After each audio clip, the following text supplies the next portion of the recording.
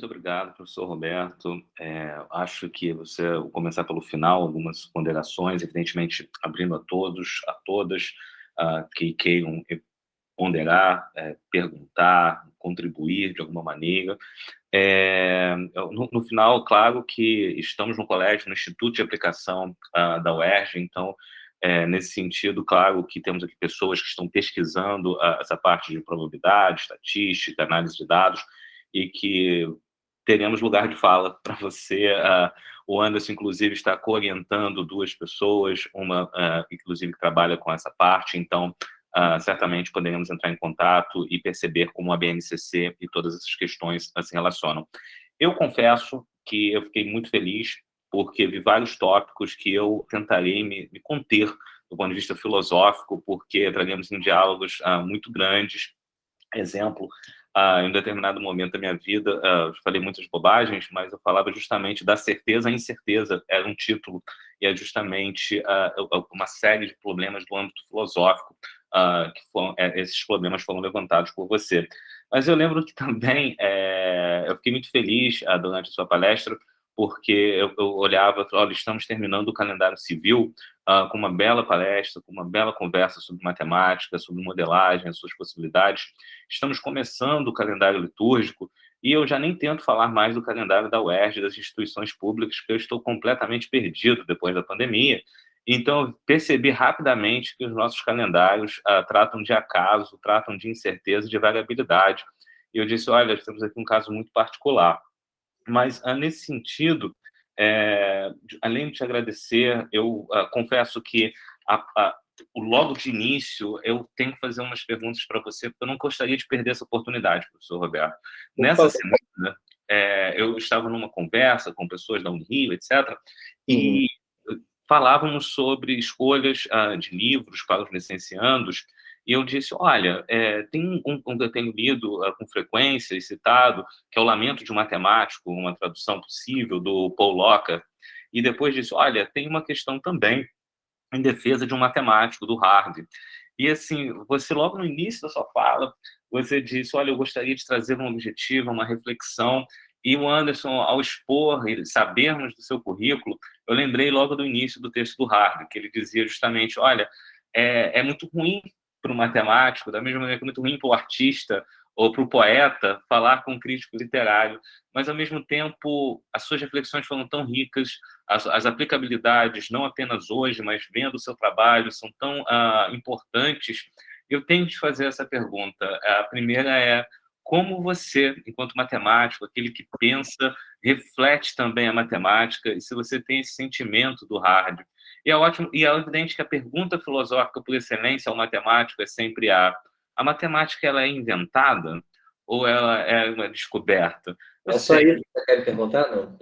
Tem mais alguma coisa? Não, é só isso, só essa provocação, mas eu sei que é o labirinto epistemológico de muitas incertezas, mas, nesse sentido, como você, enquanto matemático, eu acho que você nos trouxe reflexões tão importantes, com Uhum. possibilidades de aplicação, e, historicamente, o Harvard seja o maior nome nesse sentido, mas eu acho que essa provocação também do Locke, de o que aconteceu com a matemática, que nós deixamos de ter aquele brilho, aquela busca pela curiosidade e, de certa maneira, o que você nos mostrou hoje em diversos momentos, seja no caso da moeda, seja na intenção de voto, seja no processo que todos nós vivenciamos com perdas pessoais também, do ponto de vista da Covid, e nós não temos mais essa matemática como esse instrumento, esse instrumento de abertura de curiosidade e também de compreensão de nós mesmos e da realidade.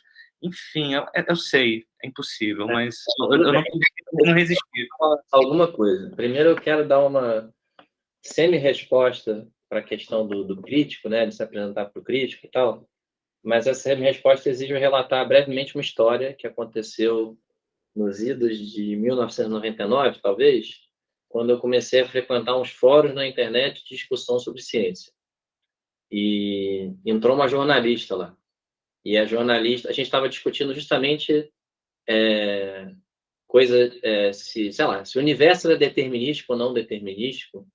E ela disse, gente, eu estou perdido, o que é determinístico? Aí eu escrevi: determinístico é tudo aquilo que se repete igual sempre que as mesmas circunstâncias acontecem. E ela ficou muito feliz, falando: nossa, foi tão claro, quisera eu que todo cientista, pessoa interessada em ciência fosse assim, soubesse explicar as coisas.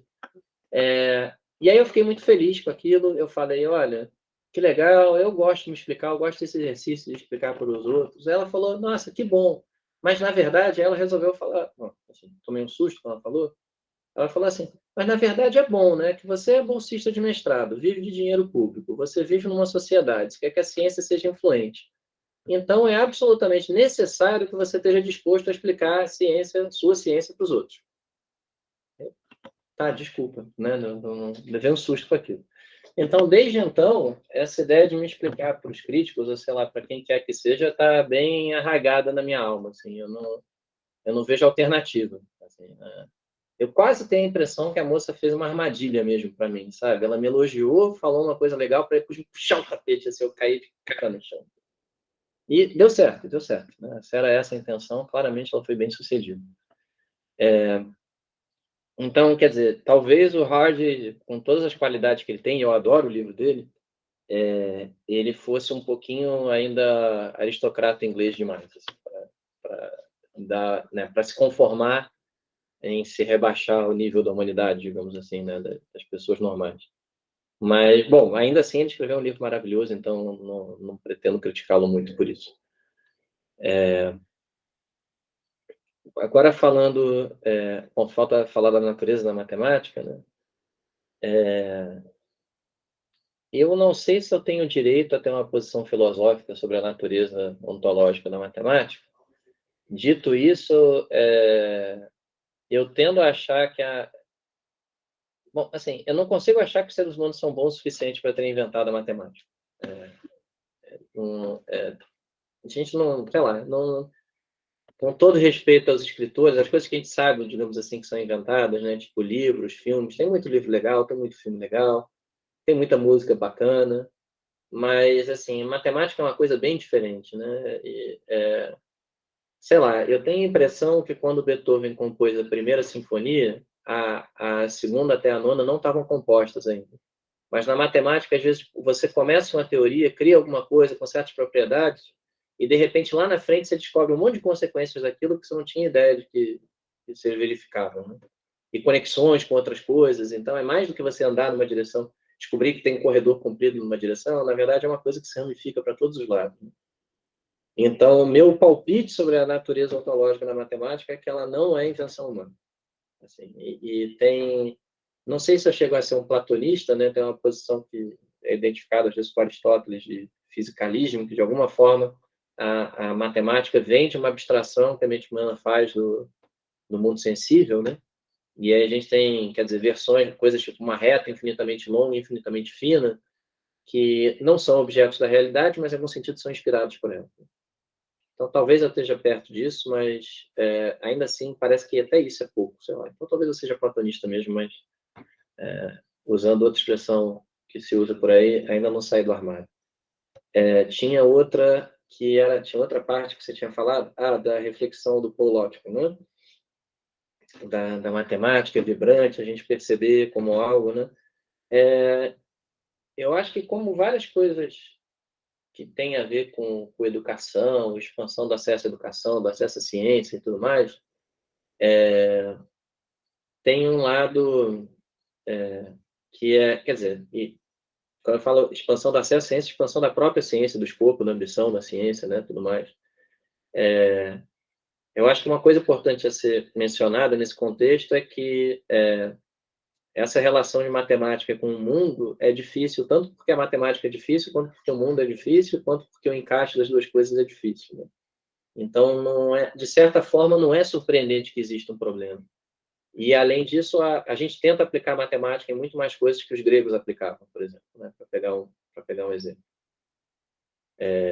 Bom, de um povo que tinha uma matemática bastante bem desenvolvida, que, de certa forma, é o modelo para a matemática axiomática que a gente faz hoje em dia, né? Mas é claro que tem uma série de outros problemas que, esses, sim, parecem evitáveis e relevantes da gente discutir, né? Então, parece que os outros também são, mas esses são mais relevantes no sentido que a gente imagina que haja ações práticas a serem tomadas a respeito, né? E eu não... Bom, se eu tentar dar uma resposta completa, eu acho que eu vou ficar aqui até 2 horas da manhã. Bom, e não vou terminar, mas tentando ser bem resumido, a gente tentando pelo menos delinear o problema, né? Eu falei da minha mãe e do meu filho como casos extremos de apreço e relação com a matemática. O que eu acho que sobra no meu filho e falta na minha mãe é uma coisa que talvez seja difícil de passar mesmo, né? Mas é uma falta de medo e uma familiaridade com os objetos matemáticos, com as entidades matemáticas, vamos dizer assim, que, que tem a ver com a vontade e a falta de medo de lidar com eles, né? Então, a matemática ela é muito rica, mas ela não é generosa a ponto de ela se oferecer de graça para ninguém, né? Ela não se derrama sobre você. A gente tem a matemática está mais para uma floresta em que a gente se embrenha do que para um presente que é posto aos nossos pés. E, bom, na verdade, a minha sogra também, a minha mulher tem uma situação parecida no sentido que, bom, por acaso ela tem o mesmo filho do que eu, os mesmos filhos, e a mãe dela também é uma pessoa resolutamente de humanas, que também tem as mesmas dificuldades com matemática. E uma vez eu até escrevi um texto para um blog do Globo, que o meu colega Cláudio Landim faz a curadoria, e falando de matemática, de jogo, de conceito de jogo, e quando é importante pensar também em fazer matemática como jogo e tal. E ela falou assim para mim, mas é por isso que eu não gosto de matemática, então, eu nunca gostei de jogar nada. Não gosto, eu vou jogar, eu encho o saco de jogar buraco, saio no meio e tal.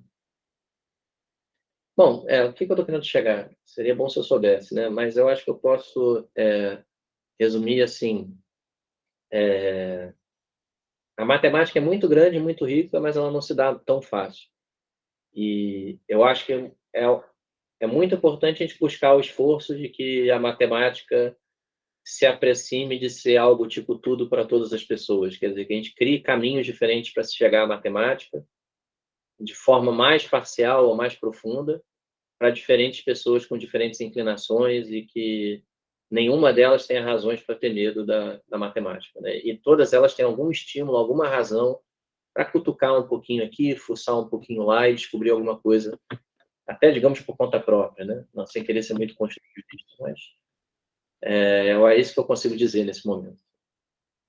Agradeço, professor Roberto. Acho que disse muito e várias pérolas. Eu gostei do exemplo, antes de passar para a Regina, acho da questão da geração, né? A sua mãe, você e o seu filho. E alguma coisa que me tocou bastante, que o seu elogio, vou chamar assim, da matemática, em determinado momento você falava sobre o elogio da matemática ou da realidade. Agora, eu lembrei do elogio à loucura, do Erasmus, mas quando você falava, eu lembrei de um padre, o padre Dondt, que era da PUC, está em Juiz de Fora, e eu, por um tempo, fui protestante, retornei à Igreja Católica, e eu falava sobre a Eucaristia, do ponto de vista teológico, e ele disse para mim, olha, Jean, é raro, ele disse, é raro ver pessoas que têm essa paixão com a mesa litúrgica e com a Eucaristia da maneira que você descreve. E é muito bonito ver a sua interação quase eucarística com a matemática e num sentido também de percepção sobre como essa matemática poderia ter acesso, assim como o mistério, né? Poderia estar acessível a todos, mas de alguma maneira, por algum motivo que talvez seja bastante humano, isso não acontece. Assim, acho que você também disse uma palavra muito importante para mim, a questão do medo, né? E eu, enquanto professor também atuante no básico, sempre tento me policiar, né? Até que ponto eu sou responsável por criar medos e receios às pessoas para a matemática. Eu confesso que eu tenho até receio de tantos olhares de ódio que às vezes eu recebo quando ando por algumas escolas. Mas, Regina, por favor. Roberto, eu sou historiadora, então eu participo aqui desse grupo sempre perseguindo, né, um propósito que é exatamente o que está no final aqui na conversa, que é esse medo da matemática, né, essa dificuldade que a maioria, ou enfim, que existem muitas pessoas que têm muitas dificuldades com a matemática. E aí eu fico pensando aqui, aí você vê, quando falou assim, o Jean falou ímpar, né, quando falou a sigla ímpar, aí você imagina o que eu esperava. Eu fiquei assim, nossa, vamos ver aí a matemática. Vou botar o ímpar aqui. O ímpar é um lugar lindo, gente. Ninguém pode ter medo do ímpar, não. Aí eu fiquei pensando assim, nossa, quais são as pessoas que eu conheço do IMPA, né?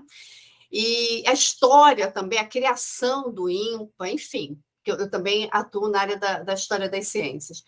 Mas eu fiquei pensando, e o imbuzeiro, o que ele vai trazer, né? Então, eu confesso que eu não esperava de você ser uma pessoa, enfim, tão jovem, né? E Jovem há muito tempo já, inclusive. E trazendo uma preocupação, partindo, né, de uma preocupação com uma análise curricular, né? Discutindo a questão da base nacional, enfim. Aí eu fiquei pensando, nossa, mas que interessante. E depois conceitos. Ai, meu Deus, aí vem os conceitos. Só que são conceitos envolvidos. É importante você ter esse feedback, né? São conceitos envolvidos em que eu ou qualquer outra pessoa normal pode entender e até mesmo utilizá-la nessa questão de intenção de votos, Covid. E aí eu fico vendo assim, nossa, como é interessante, e é importante falar isso para você, né, Roberto? O quanto é interessante a matemática. Olha só. Que bom, olha só. E eu pensando e vendo todos esses assuntos que você trouxe, e aí você não foge das questões, você cita as questões filosóficas, é legal isso. Em algumas discussões, eu não tive a felicidade de conhecer pessoas, porque você aqui está representando o IMPA, então eu estou muito feliz nesse sentido, né? Em alguns momentos, quando se discute acasos ou incertezas, não cita, não é citado essas questões filosóficas que nos são muito caras, né? Que tem toda uma estrutura nessa discussão. Aí eu fiquei, nossa, que interessante, e fui aqui fazendo um monte de anotações, mas no final, depois que você fez toda a tua apresentação, em que você é uma pessoa muito didática, e assim, você veio assim, eu quero falar sobre isso, mas vocês podem me interromper e tudo e tal, mas nós ficamos assim, prestando uma atenção total em cada vírgula que você estava aqui colocando, porque foi de uma maneira muito interessante. Aí, quando chega no final assim de tudo, você nos dá essa pérola, que é uma preocupação, que eu fiquei pensando, nossa, o IMPA está preocupado com isso. É uma preocupação com a matemática ser acessível, né?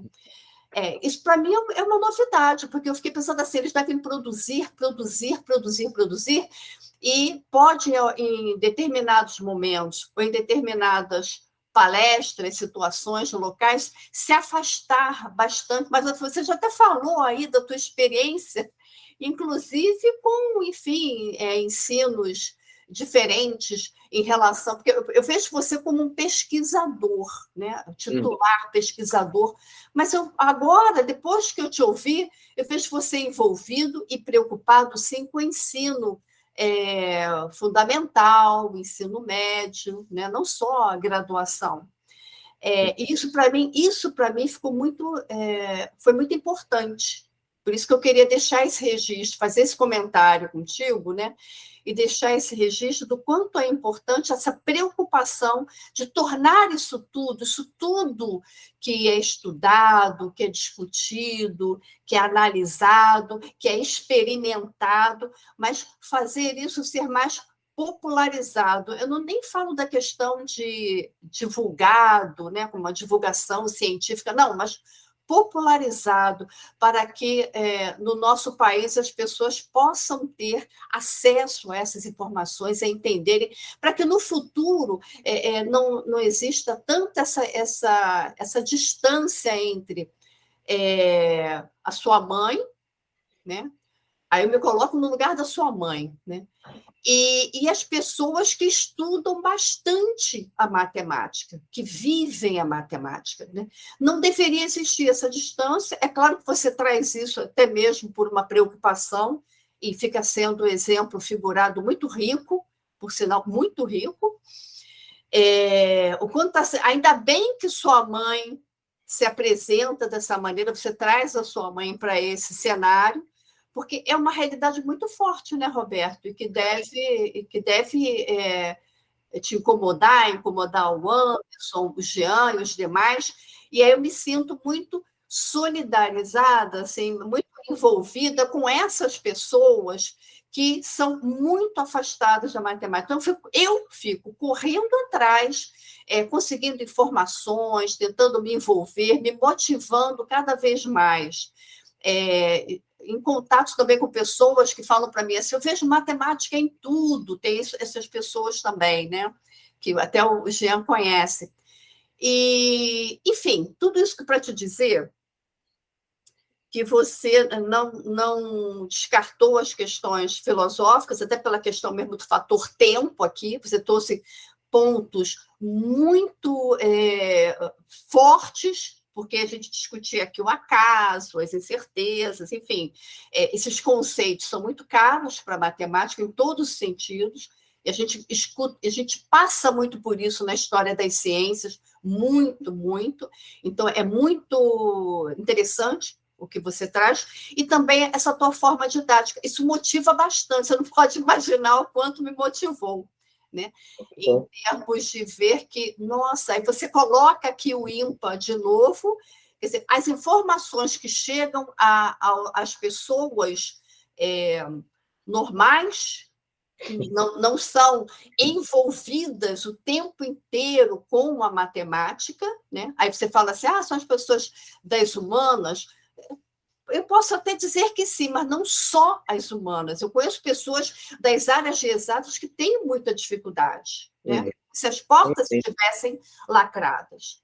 E aqui, Roberto, a gente também tem conversado muito com os alunos aqui da graduação, em que eles ficam perguntando, caramba, em que momento, e a gente está sempre fazendo essa pergunta, em que momento a matemática se transformou nesse negócio tão hermético em que poucos têm esse acesso com grande sensibilidade, facilidade, domínio, e vou usar o termo tesão, né? Tem pessoas que têm um envolvimento incrível, e eu acho isso muito formidável, né?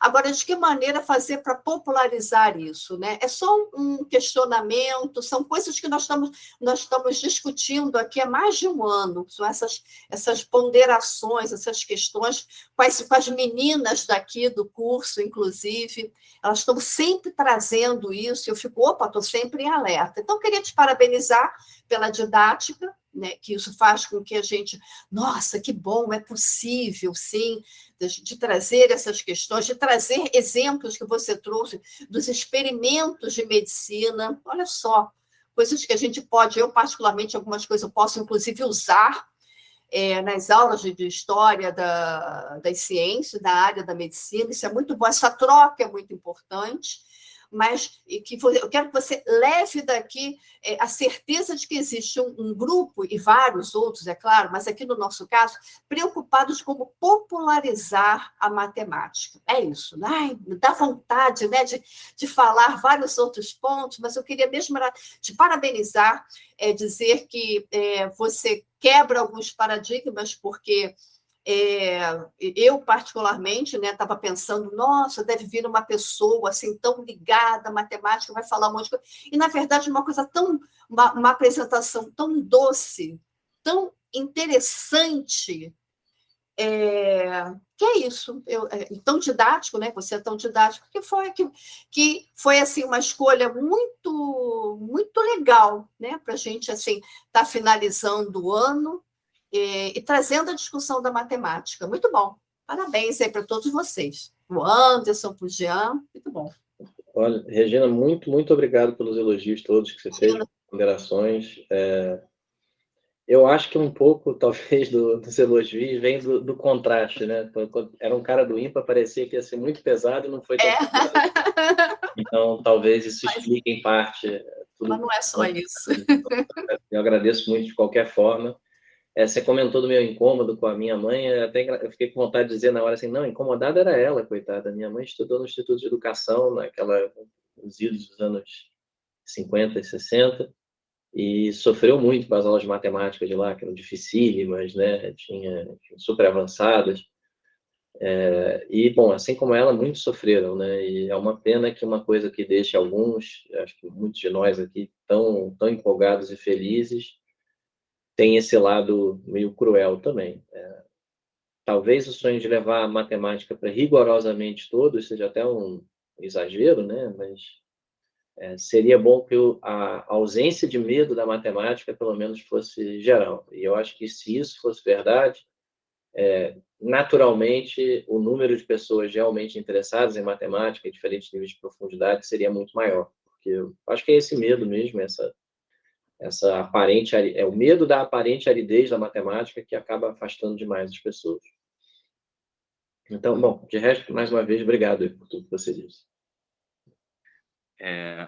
Antes de passar ao Anderson, a Thalia mencionou aqui, desculpe que saiu aqui, digo nem medo, as pessoas têm trauma mesmo, e eu, resgatando, Thalia, obrigado, a fala da Thalia, eu gostaria só de, antes de passar para o Anderson, essa questão, realmente medo, foi mencionado pelo Roberto novamente, e eu li recentemente a questão da Academia Brasileira de Ciências, um artigo do Viana, em 2018, na verdade, capítulo de livro, que ele tentava mostrar o surgimento dos mestrados profissionais, a função do ímpar e assim por diante. E é muito interessante, porque a palavra da Regina também era acessível. Nos cursos de graduação em matemática, na formação de professores, eu percebo muito como que, além do ensino básico, independente do nível, sabemos da situação brasileira, mas também na graduação, como isso é gerado, né? Como esse sentimento, e aqui a Thalia nos falou que do medo o trauma é gerado, né? Daquele sentimento, daquela experiência, algo se manifesta de outra forma. E, assim, não tentando responder, porque acho que tem muitas coisas, mas em um determinado momento na fala do professor Roberto, essa relação, essa transformação da matemática, eu havia pensado aqui no Jean Piaget, sobre a questão do livro, né, sobre estruturalismo, como ele vai nos mostrar justamente essa abstração matemática moderna e que nos leva a pensar em alguns modelos, mas também a própria fala filosófica do Ernest Cassirer, que o título geralmente é Substância e Função, que ele vai estudar justamente essas modelagens modernas e como esses processos de abstração e enfim, análises simbólicas vão aparecer em outras áreas. Mas, Anderson, por favor.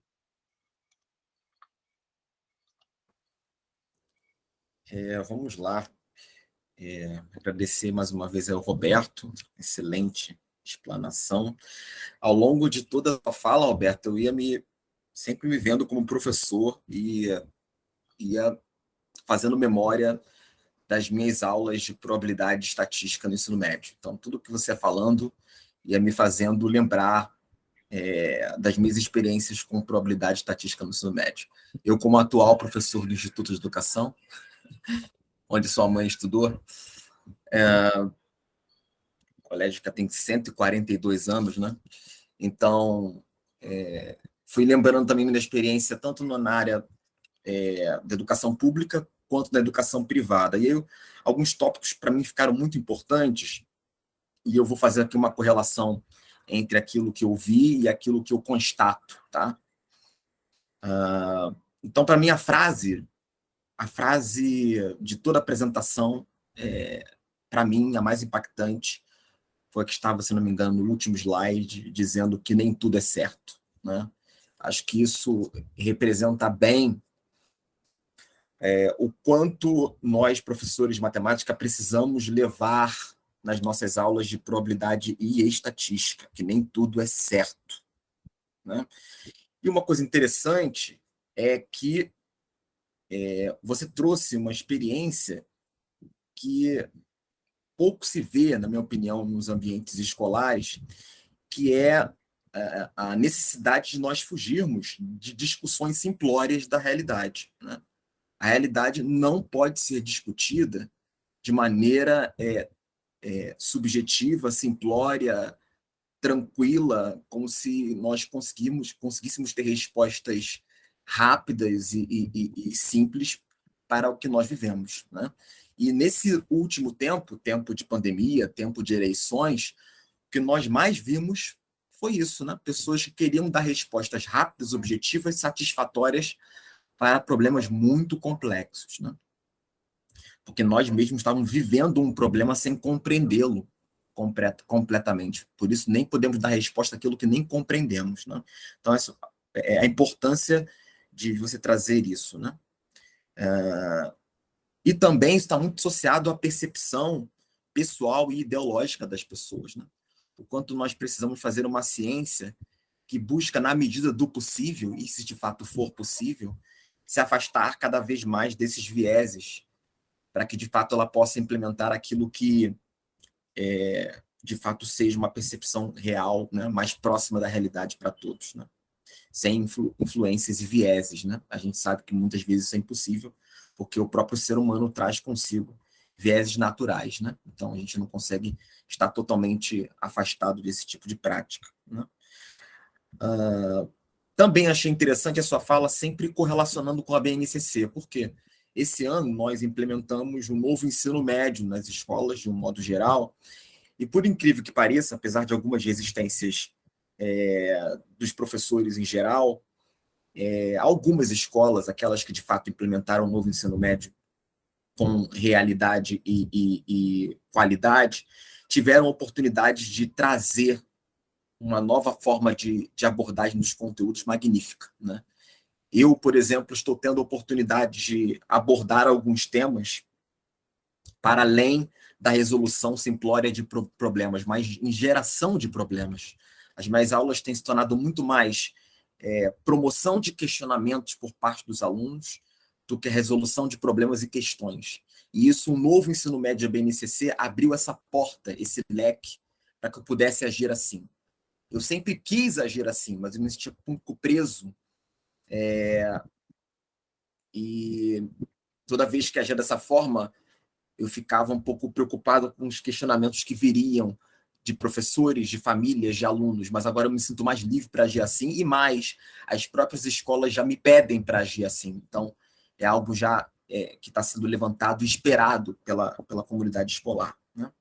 E uma coisa importante é o quanto você deixou claro a limitação da matemática em analisar decisões e aspectos humanos. Isso, para mim, é fenomenal, né? A ENSE, se não me engano, ela tem um mestrado e um doutorado em estatística populacional, se não me engano. Eu sempre tive muito encantamento, sempre pensei um dia, ao menos pegar uma cadeira lá livre, que a disponibilidade eu não tenho, porque eles usam todas as tardes. Mas eu acho tão belo isso, nós, de fato, conseguimos trazer realidades da área da biomedicina, da área das ciências sociais, para nós analisarmos e termos a certeza que nós não teremos certezas. Isso é muito belo, né? Essa reflexão eu acho muito, muito importante, principalmente na análise crítica de dados apresentados na mídia, nas redes sociais, no mundo contemporâneo. Eu acho que é essa educação estatística que nós precisamos trazer para a sala de aula, muito mais do que cálculo de moda, média, mediana, variância, desvio padrão, desvio médio, seja o que for. Claro que isso é importante, mas a contextualização disso no meio social, na sociedade em que nós vivemos, de fato o que esse novo ensino médio está possibilitando para quem de fato quer se abrir a ele, né, e precisa estudar, precisa estar imerso nessa nova experiência. Enfim, quis fazer essa minha fala num olhar mais de professor do ensino médio nessa nova dinâmica aí, a partir do ano de 2022. É isso. Obrigado, Roberto. Gratidão mesmo. Muito obrigado, Anderson. Gostei de ouvir seus comentários, inclusive, sobre o novo ensino médio e, em alguma medida, o novo Anderson também, né? O novo Anderson que se sente mais livre para perseguir certas direções Não, bom, assim, na verdade, eu tive uma oportunidade muito legal de conversar com o Paulo César, né, que era meu colega de Ímpar, foi uma das muitas, as mãos dele foram algumas, né, foram duas das muitas mãos que participaram da BNCC, né? E tem muitas coisas muito legais ali que eu acho que rendem pano para manga do ponto de vista prático e acadêmico, né, de como é implementado, o que fazer, as experiências que vêm, né? Então, fico feliz de ouvir esses seus relatos, assim, já tão recentes, e de coisas que estão dando certo e que eu acho que vão bem na direção mesmo do que se pretendia, né? De uma matemática, não só uma matemática que é, digamos assim, mão na massa, no sentido de botar o aluno para trabalhar, mas uma matemática que tem um lado criativo, que tem um lado de estímulo. E, bom, mas falando da incerteza, né, da ausência de certezas, eu acho que até falando da pandemia especificamente, eu lembro de falar para várias pessoas que eu achava que a gente lidar com a pandemia era mais uma questão de prudência do que de ciência.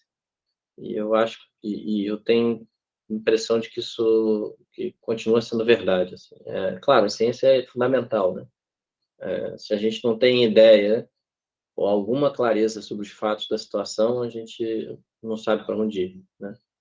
Mas eu acho que houve uma tentativa de instrumentalização da ciência numa direção que ela não devia ir, que é a direção de você achar que, de alguma forma, você vai botar numa equação, no algoritmo, no procedimento bem definido, os fatos, e do outro lado vai sair uma decisão, que é a decisão correta, né?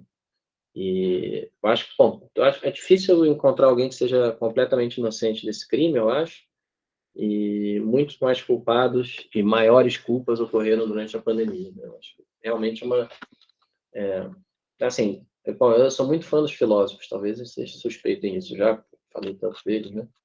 Mas eu acho que algumas discussões interessantes aconteceram entre filósofos, inclusive, sociólogos mais teóricos, tal, sobre essas coisas, e com várias orientações, né? Como você falou, também teve essa questão de que a ciência acabou um pouco refém de ideologias, né? As pessoas vinham quase que criar um modelo matemático para provar o que elas já achariam de qualquer maneira, né? Ou para corroborar a tese dela.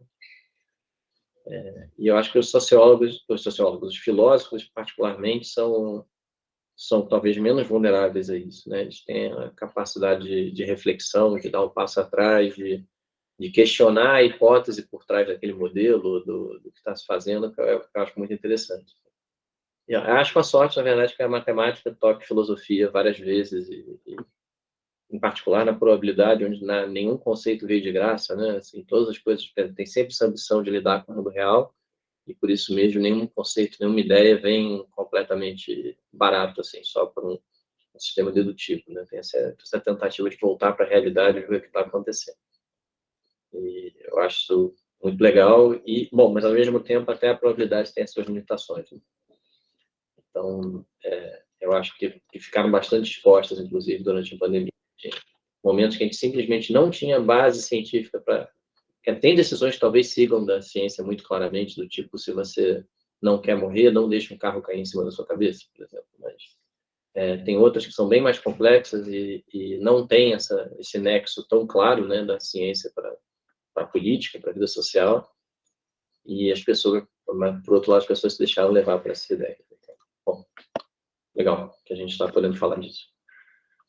Obrigado, professor Roberto. Antes de passar a palavra a Maiá, você me lembrou, inclusive, a propaganda da HBO, se o seu último comentário sobre o carro e a cabeça tinha uma propaganda antiga que fazia suas lógicas absurdas. Realmente, o Anderson lembrou de Nem Tudo é Certo. Eu lembro do meu orientador, Ricardo Cobrusca, que falava mesmo tudo não é nada, né? Então também tem essa brincadeira interessante. Agora, não sei, refletindo também sobre essa questão do medo, do receio, tem uma série de artigos em educação matemática que dizem, que querem, né, qual o lugar da matemática na licenciatura de matemática, assim por diante. Aí não sei se, explorando essa parte também, professor, da prudência, eu lembro, você mencionou a filosofia, logo no princípio da Ética Nicômaco, Aristóteles tenta deixar de maneira muito clara uma distinção entre a metafísica e a própria ética, enquanto a metafísica em busca de certezas, e nos parece que nós temos medo da incerteza, né? Nós, enquanto seres humanos, nós buscamos de alguma maneira superar essa incerteza. Assim, uma pergunta, e não sei se convite ou, enfim, abrir portas para o futuro, até para a aplicação no ensino médio, uma questão que eu sempre gostaria de fazer e nunca tenho tempo, tem a ver com o que o Anderson acabou mencionando, as limitações da matemática e o que você mencionou durante com as nossas limitações, com as nossas incertezas, nós precisamos tomar decisões. Então, tem não sei se é da área do interesse, de teoria dos jogos, tomadas de decisão, e como isso pode ser aplicado de uma maneira como o Anderson nos propôs, com a realidade. O Anderson é conhecidamente, pelo menos no nosso grupo, educador financeiro. Então, como tomar decisão em termos de teoria dos jogos, se você vê isso como uma possibilidade também. Desculpa, Maria, acabei tomando a sua fala aqui, tá? Desculpa, porque eu achei essa ponto importante. Eu acho, assim, teoria dos jogos é uma formulação matemática importante para tudo que tem a ver com decisão, né? E, claro, quando a gente está lidando com a realidade, a gente tem também o fato de que as recompensas e perdas são estocásticas, né? São aleatórias, a gente não sabe sempre prever. Eu acho que tem algum espaço para isso, tem espaço, de fato, em áreas de, digamos assim, como economia e tudo, tem bastante espaço para isso, né? Me falta clareza, quer dizer, eu acho que tem uma certa limitação dessas coisas para... Deixa eu dar um passo para trás.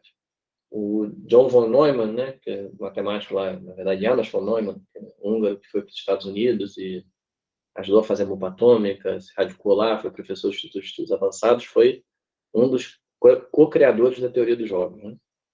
E ele também é um dos proponentes da doutrina da destruição mútua assegurada, que era a doutrina de que, na medida em que Estados Unidos, né, quer dizer, o mundo ocidental, o mundo livre, vamos chamar, e o mundo de trás da cortina de ferro, os dois lados se armassem com armas nucleares, então provavelmente nunca haveria guerra, porque um lado sabia que o outro lado tinha poder de aniquilá-lo tudo completamente, né? E ele usava o dilema do prisioneiro, por isso eu estou falando, né, nesse contexto de teoria dos jogos, é uma espécie de dilema do prisioneiro, né? Ou um jogo parecido com o dilema do prisioneiro. Então, às vezes eu brinco com os alunos que isso, conforme o Neumann fez, é uma das aplicações mais relevantes, historicamente falando, de matrizes 2x2 que tem. Mas eu acho que a teoria dos jogos fornece subsídios importantes para a tomada de decisão em alguns contextos. Eu acho que, também acho, quer dizer, que tem um limite para isso que tem a ver justamente com as situações de incerteza epistemológica, né? Quando você tem dificuldade de quantificar o risco, mensurar risco, ou de sequer entender, né? Os americanos gostam de falar de known unknowns e unknown unknowns. É o termo que veio dos militares americanos, aparentemente, né? Known unknown é o desconhecido conhecido, ou seja, é que você não sabe qual vai ser, sei lá, se vai chover amanhã ou não, mas você sabe que ou vai chover ou não, e você sabe que por mais chuva que caia, provavelmente o meu prédio no 7º andar não vai ser inundado, né? Meu apartamento no 7º andar não vai ser inundado. Mas tem os unknown unknowns, as coisas realmente imprevisíveis, né? As coisas que a gente não sabe nem qual é a cara que elas podem ter.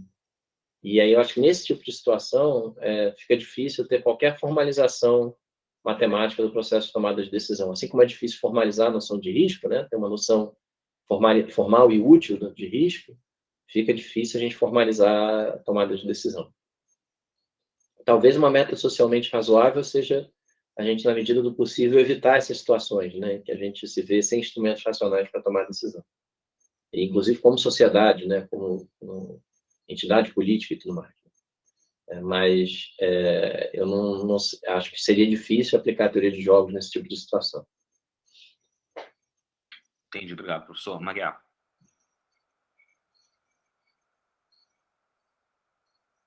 Tá no mudo. Fone fechado, desculpe. Tá. Apertei errado. Boa noite, Roberto, obrigada pela apresentação.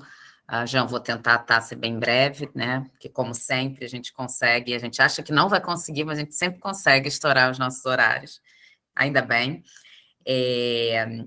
Eu sou Maria, eu também sou do grupo aí das historiadoras, apesar de não me colocar tanto nesse grupo dos orgulhosos por não saber matemática, eu sempre Muito bom. gostei, inclusive. Bom, eu acho que assim, o que eu vou falar tem a ver com várias falas já, né, anteriores, principalmente do Anderson, que me parece que a temática que você trouxe, ela trabalha principalmente com essa questão que a gente vem debatendo aqui muitas vezes, sobre uma formação humana na contemporaneidade, né? Eu observo isso assim, quase indispensável a gente olhar esse tipo de discussão, pensar sobre ela, porque as ciências, de maneira geral, estão pensando em trabalhar sobre isso. E essas temáticas, essas dificuldades, essas incertezas que você traz, elas vêm de encontro a outras questões que, né, não são diretamente, por exemplo, aplicação de entrevista, né? Que pergunta que você faz que vai levar a uma determinada resposta, né? Que pode ser tendenciosa, de forma voluntária ou não, né? Então, hoje, assim, em duas linhas, eu imagino, né? Para o desenvolvimento da ciência, com base nas pesquisas científicas, né? Quase todo momento você vai trabalhar com esse tipo de coisa. Hoje é indispensável você ter estatísticas, etc. E, por outro lado, então, assim, a gente tem que pensar sobre isso. E, por outro lado, vem também num âmbito que eu venho trabalhando muito, que é da gestão de instituições, né? Você não faz gestão de projetos de instituição sem também pensar, né, em estudos que pensem em estatísticas, que promovam esse tipo de discussão. Então, assim, é indispensável a gente ter um debate sobre isso, né? E ter clareza do que é incerteza, do que é o acaso, do que é a variabilidade nesses contextos. E aí a minha pergunta, assim, né? Como a gente lida com isso sem criar uma descredibilidade, né, nesse processo inteiro, e não fazer o que hoje eu acho que algumas pessoas têm se aproveitado, né? Que é exatamente dizer, não precisa acreditar em nada, né? Já que tudo pode ser qualquer coisa, né? Então, como a gente cria um critério, e inclusive ensina, né, um critério para as pessoas com clareza, né? Então, esse é só minha colocação, assim, acho que é muito interessante a gente fazer essa discussão e indispensável, né, nesse contexto atual. Um outro lembro, uma curiosidade. Eu geralmente fico vendo essas coisas do Globo, né, no Instagram, que vem aquelas notícias assim de reportagens, é tudo muito, né, manchete, uma coisa muito rápida, mas eu acho que é aquela coisa de tanto que eu vejo, né, eu acabo vendo sempre umas coisas de pesquisa. E é impressionante, assim, toda vez que eu vejo uma dessas notícias de pesquisa, eu até rio, assim, né, porque vem aquela manchete. E aí, depois, quando você vai pegando um pouco que estatística é essa que eles estão levantando, quer dizer, ela abre um monte de possibilidades de questionamento, né, de um direcionamento do que está sendo feito. Então, é um pouco disso, né? Como a gente também não cria simplesmente uma descredibilidade no campo científico sobre as pesquisas, né? Porque se a gente deixar a coisa, às vezes, ir num campo, ela vai cair um pouco nesse caminho. Então, quando você está falando de pesquisa, você está falando de pesquisa científica, de modo geral, né? Essas coisas que... Isso. E eu Muito na área de saúde, biomédica, né? confesso, na área de saúde, na área de psicologia, tem muita coisa, né? Comportamental, tem... Na verdade, a área de psicologia, quer dizer, para começar, ela é um pouco diferente, ou bastante, talvez, daquela visão mais psicoanalítica que talvez ainda prepondere no Brasil, pelo menos preponderava na época que eu era estudante, acho que por bastante tempo depois, né? A psicologia nos Estados Unidos, por exemplo, ela se voltou para coisas mais quantitativas, estatísticas. E hoje, bom, isso era, claro, uma tentativa de dar uma base objetiva, empírica, para uma área que é super difícil, né? E a coisa se revelou muito mais difícil do que talvez pudesse parecer, porque hoje vive-se na psicologia, nesse estilo de psicologia quantitativa, né, o que chamam de crise de reprodutibilidade. Um monte de coisa que as pessoas falaram, baseado supostamente em métodos estatísticos corretos, acabou se revelando incorreto.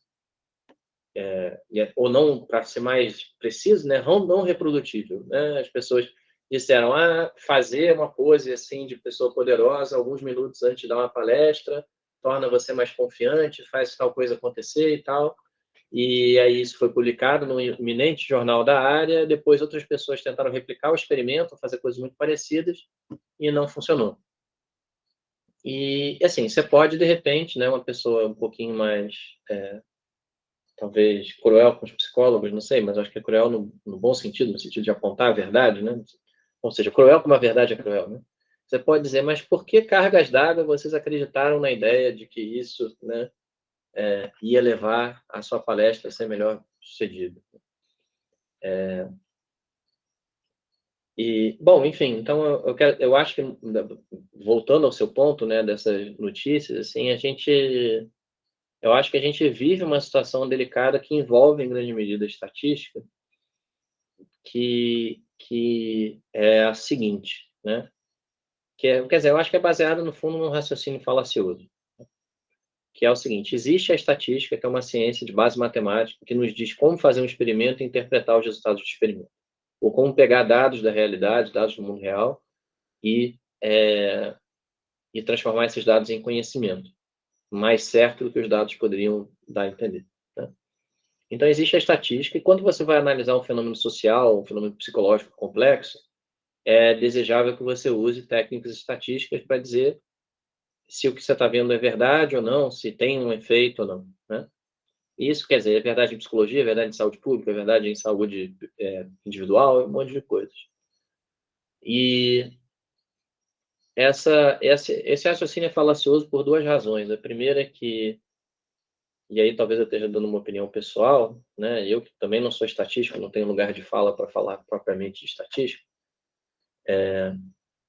eu entendo a estatística como um conjunto de técnicas que não se resume à simples ideia matemática por trás delas. Uma boa parte, por exemplo, do trabalho de estatística que faz uma pesquisa eleitoral é fazer o desenho dessa pesquisa, tentando se aproximar das condições matemáticas ideais, mas sabendo que elas não vão se verificar. E esse processo tem uma série de etapas, então, quer dizer, se você acha que tem outra área que tem um monte de problemas com experimentos, é nutrição. As pessoas começaram a publicar artigos dizendo, não, se você bota o arroz com feijão aqui no buffet e o doce lá longe, as pessoas vão comer menos doce, vão ter menos glicose no sangue, vão ser mais saudáveis e coisas do tipo, né? Então, mas se você acha que é fácil fazer um experimento para decidir se as pessoas comem mais ou menos o doce quando ele está longe do buffet, você está enganado, assim, porque tem tantas variáveis, tem tantas coisas incidentes, tem tantos viés, uma coisa que vai muito além ainda daquela história da pergunta, da pesquisa de opinião, né? Que você pode perguntar, você é a favor de uma fábrica de celular no Rio de Janeiro ou você tem medo de uma fábrica de celular no Rio de Janeiro? As respostas podem variar muito em função disso. Quando você vai para fenômenos mais complexos, psicológicos, sociais, ou mesmo de saúde individual, as fontes de erro e variabilidade indesejável no experimento são inúmeras. E menos clara ainda é a conexão daquele experimento com a realidade, né, com o comportamento usual das pessoas, fora do experimento. Então, bom, isso que você falou dessa inquietação com as matérias de jornal, sobre pesquisa científica, eu acho que tem muito a ver com essa visão falaciosa e até inocente sobre o que a estatística é capaz de fazer, como ela funciona, né? Como se fosse realmente algo, como é talvez a geometria clássica, quando a gente usa no âmbito em que ela se aplica bem, né? De você, eu vou calcular aqui a altura da sombra desse poste ao meio-dia, né? Isso a gente sabe fazer de uma forma muito precisa. Mas, bom, meio-dia, de fato, a altura é fácil de calcular, mas outra hora, talvez. Mas, quando a gente vai para fenômenos mais complexos, tem muita coisa além de uma simples conta. E tem muita coisa escondida que eu diria que tem, não, se não é exatamente filosofia, que tem pelo menos um teor filosófico. Assim, que, a estatística não funciona num vácuo, não funciona de forma automática, como se fosse um algoritmo de computador. Ela precisa de toda uma contextualização, ela precisa que se entenda o que poderia ser verdade naquela situação, o que está tentando se medir, qual é a relação do experimento com o mundo real, um monte de outras coisas, né? Eu acho que essas coisas estão um pouco na categoria do que eu falei no final da palestra, de causalidade, no sentido de que no ensino, ou mesmo talvez para a maioria dos profissionais, talvez tenha mais coisas para se desensinar do que para ensinar, né? As pessoas têm que parar de achar que estatística e matemática são caixas pretas mágicas que vão transformar qualquer coisa que se jogue nelas em ouro, né? Não existe essa alquimia. O que existe é ciência, com todos os erros e acertos que tem, e o fato de você estar usando um método como embasamento matemático, em princípio, não significa tanta coisa assim. A matemática, ao mesmo tempo que ela é sólida, ela é muito delicada, né? Se a gente não faz as coisas, não aplica as coisas no contexto em que elas deveriam ser aplicadas, elas não funcionam, ou podem não funcionar. E o que eu vejo frequentemente nesses estudos, nessas coisas que a gente vê, são que a gente poderia chamar na linguagem popular de grandes forçações de barra, né? De tentar tratar como simples e matematizável uma coisa que é complexa e tem um monte de nuances que não são facilmente capturadas. Então, eu acho muito importante que, assim, junto com ensinar as pessoas a compreenderem as coisas, a gente ensine as pessoas a não desconfiarem por desconfiar, né? Aquele desconfiômetro que é meio a pessoa que vai se convencendo tenuamente de que, paulatinamente, de que, sei lá, um certo remédio funciona, apesar dos médicos dizerem que não, depois ela se convence de que o homem nunca chegou à Lua e depois que a Terra é plana. Não é essa desconfiança. É a desconfiança que ela própria é embasada em razões e tudo mais, né? Não é desconfiar só porque é desconfiar, porque o mundo parece esquisito. Mas sim, há razões, talvez desconfiar nem seja a palavra correta, né? Acho que até quem é amigo da verdade está disposto a aceitar um suposto fato como fato, deveria ser capaz de buscar entender por quê, né? Por que, afinal, doutor psicólogo, você está me dizendo que esse fato é verdade, né? E isso é um exercício que não é só de assimilar, de aceitar, mas é um exercício também de criticar na perspectiva de quem quer mesmo entender o que está acontecendo, né? E aí talvez me diga, mas é com base nesse experimento que vocês estão me dizendo que, sei lá, teve um negócio de psicologia, um artigo que era, como é que é? Que as pessoas que mulheres em fase de ovulação eram mais afetadas emocionalmente por fotos de bebês. E tinha toda uma explicação psicológica. O resultado do experimento seria esse, né? E tinha toda uma explicação super profunda e depois tentaram refazer o experimento, nem se verificou aquilo. E de fato era... Bom, enfim. Então, tem muita coisa por trás da ciência para fazer ela funcionar, que não é estatística, e essas coisas todas têm que ser levadas em profunda consideração. Deveria, né, isso faz, eu acho, um pouco da área de matemática até, né, mas a gente deveria ser capaz de não só aprender a fazer esse tipo de crítica, de quem quer entender, como ensinar para as pessoas também. Agradeço muito, Roberto. Não existindo outra pergunta, nós encaminhamos para o final. Acredito que tivemos uma noite maravilhosa, pelo menos para mim. Acho que essa parte final, apenas para retomarmos algumas ideias, agradecer novamente ao Roberto, agradecer ao Anderson. O Descartes tem me perseguido nas 2 últimas semanas, parece uma assombração nas aulas na graduação, no básico, em conversa, e aqui no final, novamente, com a pergunta da Maria, o Roberto falava sobre a dúvida, uma dúvida. Tinha um professor uma vez nos Estados Unidos, o Robert Cornson, que ele falava: temos que tomar muito cuidado com a dúvida cartesiana, porque ela não é tão boba assim. Não é um duvidar apenas de maneira aleatória, é um duvidar intencional nos nossos problemas. Eu acho que a palestra do Ricardo, as nossas conversas, também todas essas questões me lembrou basicamente uma diferença muito circunstancial, e a todo momento ela apareceu entre o experimento e a experiência. Ou seja, o experimento, o Roberto nos mostrou sobre a questão do controle, sobre as possibilidades, e agora no final nos trouxe também a questão do discurso científico, e a nossa experiência, ela tem tantas variabilidades, tantas questões envolvidas, o acaso, como ele nos trouxe, a própria questão da incerteza e a nossa dificuldade de lidar com isso. Eu acho que, de todas as maneiras, de todas as formas, sendo não tão formal assim, do ponto de vista matemático, acho que a parte do discurso científico, do discurso humano, e o Roberto agora no final também reverberando o que foi dito durante a palestra e a conversa, como que a matemática dialoga com a filosofia e dialoga, ele disse, amigo da verdade, e também, de certa maneira, conosco, enquanto seres humanos. Como nós argumentamos, como nós nos portamos. E, de fato, ele disse aqui, deixou colar, uma caixa preta mágica. É verdade, parece que nós criamos na ciência aquilo que algumas pessoas também criam, elas criam com a religião, de achar que determinados livros, determinados métodos, determinadas experiências ou experimentos conseguirão responder todas as coisas. E isso nós aprendemos com a pandemia, nós aprendemos no cotidiano, e acredito que a fala do Roberto hoje tenha nos ensinado isso também.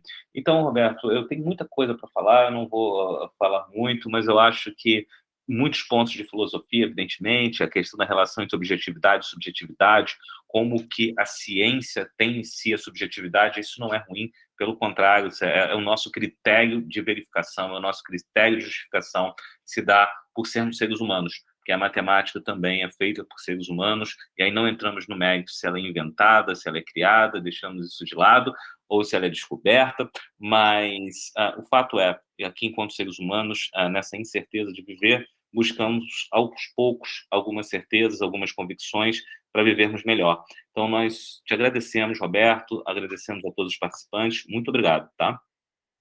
Eu que agradeço, gente, foi um prazer falar com vocês. Bom, encerro a reunião e abraço, gente, boa noite a todos e a todas, até a próxima. Tchau, tchau. Tchau, tchau.